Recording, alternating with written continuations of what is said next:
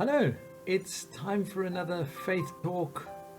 I am praying that you will enjoy these. I'm praying that God will bless you, that He will speak to you and quicken the word to you in something that is shared. So here we go again. We're going to talk now about Moses. The next 6 verses from 23 to 28 in Hebrews 11 are all about Moses. Verse 23 says this: by faith, when Moses was born, his parents hid him for 3 months because they saw that the child was beautiful and they were not afraid of the king's edict. I want to entitle this talk, Faith That Dares.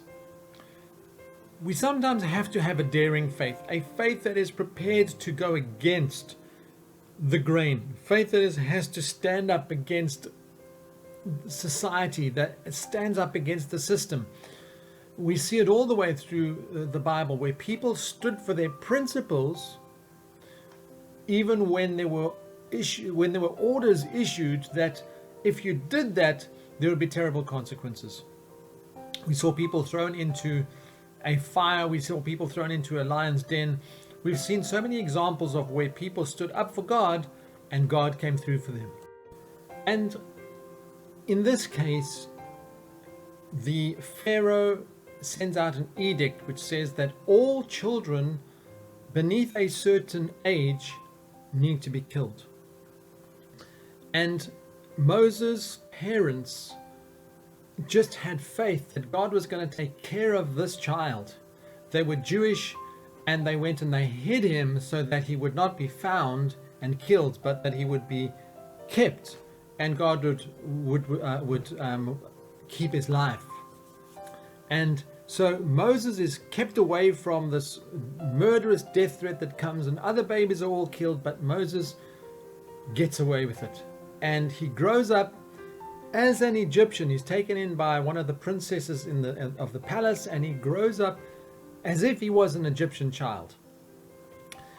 By faith, when he grew up, Moses refused to be called son of Pharaoh's daughter. Now, isn't that amazing? He is raised by Pharaoh's daughter, but in his heart he still trusts the God of his parents. He trusts that God is going to come through, that he serves the God of Israel, and therefore he again dares to be different. He dares to say, I am not Egyptian, I am Israeli. Wow, what absolute faith. Faith that God is going to protect you, faith that God is going to keep you, and he's going to make his face shine upon you.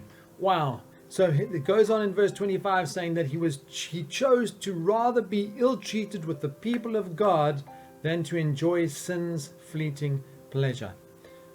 Sin can be, sometimes it's not, but it can be very, very pleasing. It can be a very, very big pleasure. But it has a sting in the tail. And Moses chooses rather to be ill-treated. In the end times, we know that the church is going to go through some difficult times. And the disciples followed Jesus, and in the end, they gave their lives for him. So did the apostles. They gave their lives for Jesus. And when you come to faith for God, there's something about this faith that is so convincing in our hearts that the Holy Spirit who indwells us convinces us that, we will die for God rather than give up our faith for some kind of pleasure or for some other fanciful thing. We choose to serve God to the very end. I hope you have a faith that is daring, faith that is going to stand up for the truth against what other people say.